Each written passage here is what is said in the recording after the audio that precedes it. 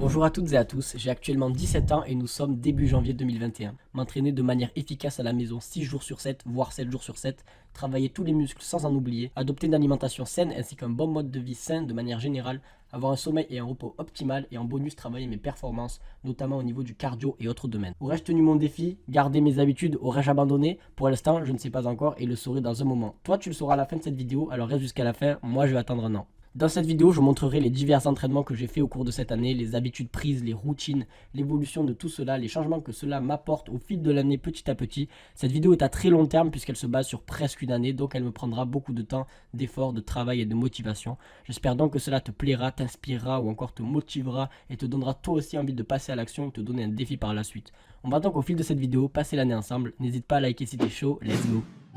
Ok, nous sommes au mois de janvier. Quoi de mieux pour commencer l'année que les salles fermées et un couvre-feu à 18 h? Pendant ce premier mois de 2021, le mois de janvier, j'ai pratiqué plusieurs entraînements et j'ai dû m'adapter à la situation sanitaire. En effet, pas de salle, donc le plus gros de mon entraînement s'est déroulé à la maison, voire l'intégralité pour le mois de janvier. Le lundi, une séance push, pec, épaules, triceps, majoritairement au poids du corps. Le mardi, une séance pull, dos, trapèze, biceps, et j'enchaînais ces séances jusqu'au dimanche où je faisais les jambes.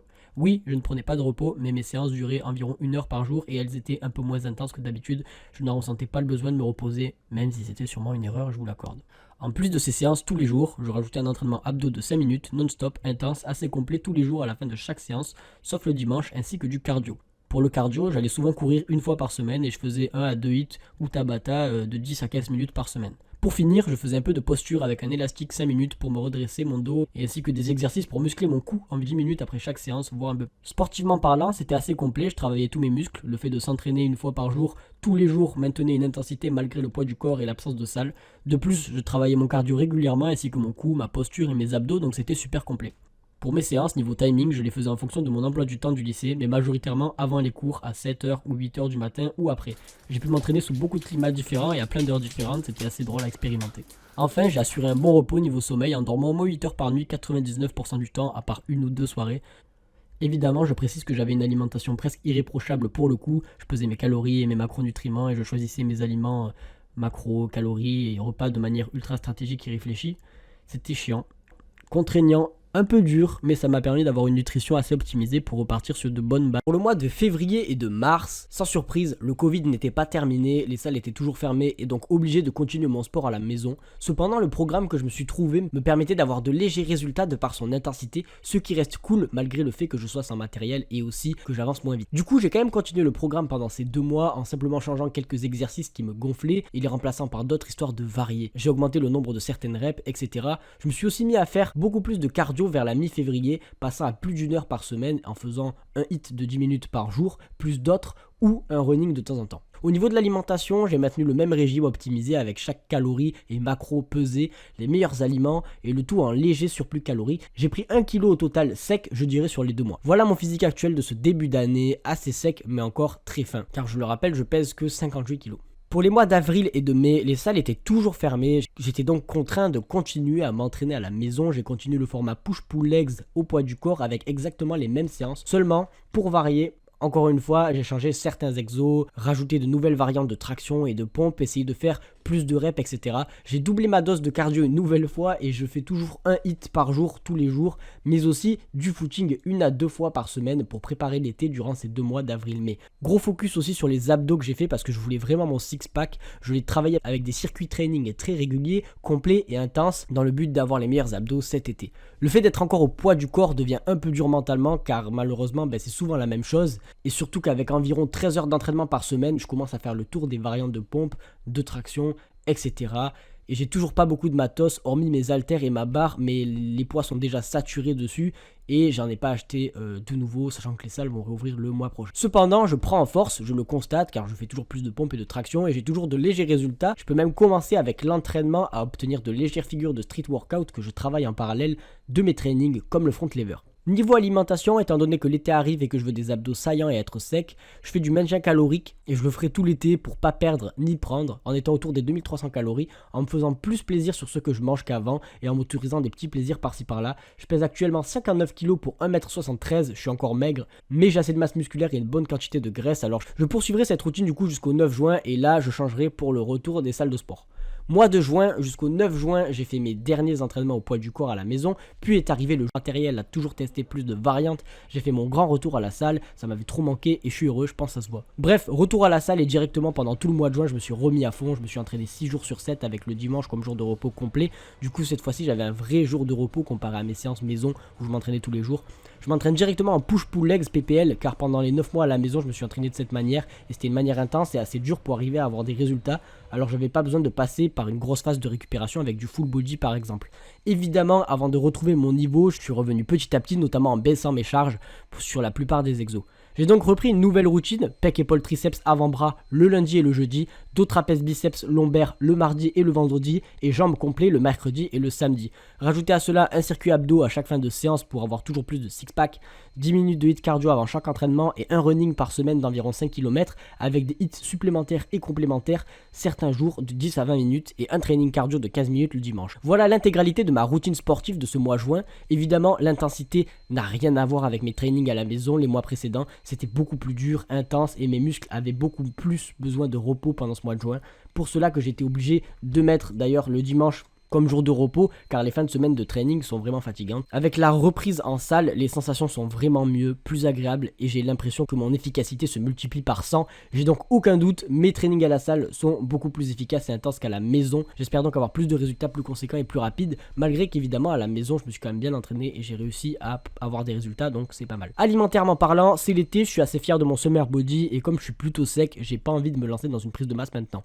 Je garde ce corps pour l'été, enfin j'ai gardé ce corps pour l'été pour garder mes abdos et pouvoir faire des cheat meals tranquilles. Du coup je reste en maintien, je mange sainement pour ne pas perdre ni prendre et je consomme beaucoup de protéines et me permet quelques plaisirs journaliers qui ne craignent pas vraiment vu mon alimentation générale et mon sport. Comme c'est les vacances d'été, je sors beaucoup et je fais beaucoup plus d'écarts de cheat meals mais je m'arrange pour les éliminer comme il se doit. Enfin niveau repos, je garde mes 8 heures de sommeil car cela est très précieux. Voilà pour ce mois de juin et cette reprise. Maintenant on passe au mois de juillet et d'août et donc les vacances d'été. Pendant les mois de juillet et août, ça a été très particulier. On était en pleine vacances d'été, j'avais 18 ans et la plupart de mes proches étaient aussi en vacances et j'avais une copine. Du coup, maintenir une discipline aussi stricte que les mois précédents a été très compliqué, mais je vais mettre ça sur le dos des vacances d'été, même si j'ai été plutôt correct. Jusqu'au 6 juillet, j'avais continué de m'entraîner intensément tous les jours à la salle, sauf le dimanche. Je continue d'augmenter mes perfs sur chaque muscle, je soulève plus lourd, je tiens de mieux en mieux mes rythmes et rajoute de l'intensité. Je varie les exercices pour progresser, pour ne pas me lasser et j'essaye vraiment de sentir mes limites. À partir du 6, c'est un peu parti en couille.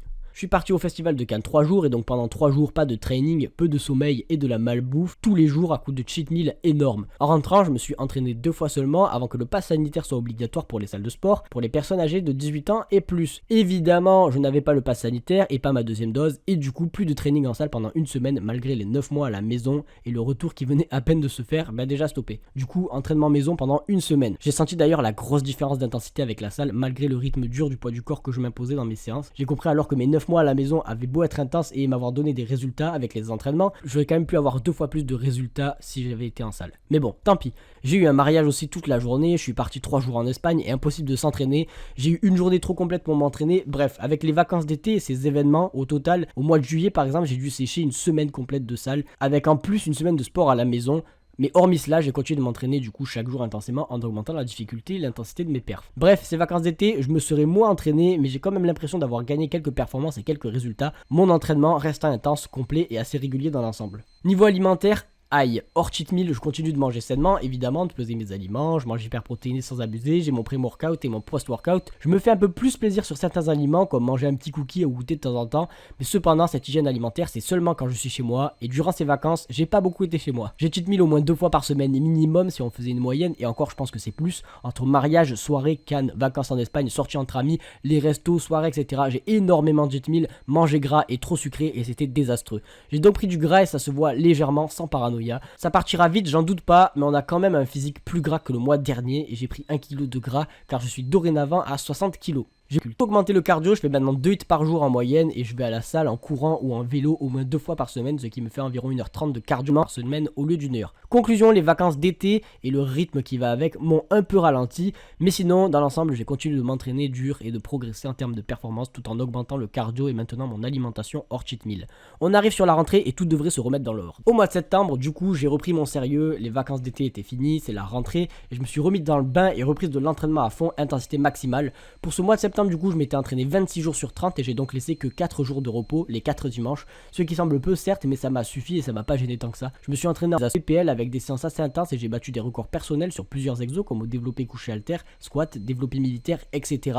Et j'ai repris des exercices que je maîtrisais pas assez ou faisaient mal en baissant les charges et en essayant d'avoir une exécution clean pour les réintégrer dans mes séances futures. Par-dessus ça, j'ai continué de m'entraîner mes abdos avec un circuit variable un peu tous les jours. Je fais environ 1h30 de cardio par semaine avec un hit en moyenne de 10 minutes par jour et entre 1 et 3 footings par semaine en plus des séances évidemment. J'ai eu quelques résultats durant ce mois et j'en suis fier, notamment au niveau de la performance. Enfin, gros changement niveau alimentation, j'ai commencé une prise de masse. Enfin, comme la période froide arrive et que je n'aurai plus besoin de montrer mes abdos, je vais en profiter pour les mettre de côté et effectuer une prise de masse propre et calculée pour prendre du poids sur à peu près 6 mois et essayer d'arriver autour des 66 kg ou plus, sachant que j'en fais 60. Je mange donc environ 3000 calories par jour en équilibrant mes assiettes, faisant attention à mes macronutriments et ma dose de protéines, et pour cela je pèse chacun de mes aliments et je suis ma diète avec une appli MyFitnessPal. Ensuite, avec la reprise des cours, j'ai commencé à avoir une hygiène de vie nickel et donc un sommeil entre 7 et 8 heures parfait pour le repos, ainsi que peu de cheat meal et d'écart malgré le fait que j'en fasse encore quelques-uns par semaine. Nous sommes au mois d'octobre et si je devais résumer ce mois, je dirais que c'était une montagne russe. J'avais continué de m'entraîner 6 jours sur 7 en moyenne avec un jour de repos. Je suis toujours en PPL, je continue bien évidemment de varier les exercices et les séances. C'est-à-dire qu'au cours du mois, je faisais une semaine de PPL, puis ensuite la semaine d'après, c'était du split, donc pec, dos, bras, jambes, épaules, et la semaine d'après, c'était push-pull legs. J'alternais une semaine sur deux et ça me permettait de réexpérimenter le split et ses sensations, et j'aime bien, et aussi ça me permettait en fait de déguver un peu du PPL sans le stopper. Ensuite, entre-temps, j'ai trouvé un travail, et pas n'importe lequel, j'ai travaillé dans une salle de sport et dans le but d'être formé au cours collectif,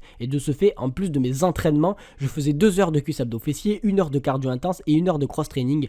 On était donc environ à 13h30 de sport par semaine, et niveau physique, c'était très fatigant et très intense, et de ce fait, je me suis vu obligé de réduire mes trainings normaux, au moins le temps où j'avais mes cours collectifs. Parfois, du coup, j'ai enlevé une séance dans la semaine pour m'entraîner lors du cross-training, j'ai enlevé les hits cardio, les bonus coups, et je ne fais les abdos uniquement lorsque je n'ai pas le cuisse abdos fessier. Bref, j'ai adapté mon emploi du temps sportif et continue de m'entraîner avec PPL/split, en sautant des séances pour pouvoir enchaîner avec les cours collectifs qui sont de vraies séances de sport, mais surtout cardio et renforcement musculaire. Bilan de ce mois de training, j'ai des vrais résultats, je les vois physiquement avec une prise de volume légère, notamment au niveau des bras et des pecs, mais surtout les jambes avec 3 heures de jambes par semaine, plus les footings 1 à 2 fois par semaine. J'ai beaucoup pris des cuisses et des mollets et j'ai pris pas mal de perf aussi. Ensuite, j'ai pris pas mal de cardio avec les 2 heures de cardio que je fais par semaine en moyenne et je perf plus pendant mes entraînements et c'est cool. Niveau alimentation, alors là vous allez m'engueuler, j'ai trébuché dans ma prise de masse et j'ai commencé à très vite manger mal au lieu de manger plus. J'ai beaucoup de cheat meal et je me suis fait beaucoup plus plaisir sur les repas, les quantités et la fréquence. Cependant, en dehors de mes écarts volontaires et chez moi au possible, je mangeais sainement et équilibré comme d'habitude en m'assurant de la quantité de mes macronutriments et surtout de ma quantité de protéines en m'aidant de whey parfois. Sinon, aucun autre complément alimentaire utilisé en dehors de la protéine en poudre.